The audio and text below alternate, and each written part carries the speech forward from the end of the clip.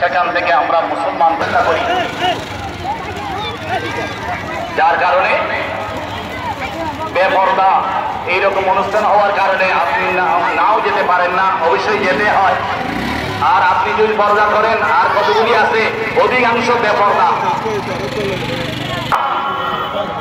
যার মধ্যে হায়া আছে তার মধ্যে ঈমান আছে। প্রিয় নবী বলেছেন, যার মধ্যে এই হায়া নামের ঈমানটা আনতে পেরেছে তাকে জান্নাতে নিয়ে যাবে। হায়া, জোরে বলুন সুবহানাল্লাহ।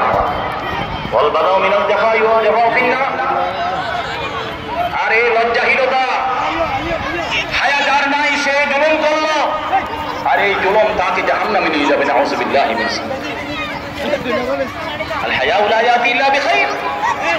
যার মধ্যে হায়া আছে, যার মধ্যে লজ্জা আছে, যার মধ্যে সাত থেকে কল্যাণ ছাড়া কল্যাণ কোনোদিন আশা করা যায় না। পর্দা করা যেমন ফরজ করছিলাম, এই পর্দা যাতে লঙ্ঘিত না হয় সে ব্যাপারে আমাদেরকে সবসময় সজাগ থাকতে হবে। এই পর্দা করা যেহেতু ফরজ, পর্দা তরক করা এটা ফরজকে অমান্য করা। এই অমান্য করে আপনি যেই যত কিছু করেন না কেন, সেখান থেকে হাসিল করেন না কেন, কল্যাণটা কোনোদিন আশা করতে পারবেন না, কোনোদিন আশা করতে পারবেন না। আল্লাহ নবী এই জন্য বলেছেন, ইসলাম একজন পশু আরেকজন মানুষ, তার মধ্যে ব্যবধান হচ্ছে। পশুর মধ্যে হায়া নাই,